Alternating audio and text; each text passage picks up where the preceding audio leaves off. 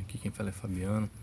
Tô fazendo esse videozinho aqui para ajudar a galera que tem Honda Fit 2015, tá? Desse último modelo e quer instalar um módulo de potência com o som original, sem desmontar nada, sem cortar fio, sem perder a originalidade. Esse conector aqui, ó, ele é o conector daqui da porta, né, que alimenta os hidrelétricos, a trava e o alto-falante. Esse fio verde e vermelho são os fios dos alto-falantes da porta do passageiro, correto?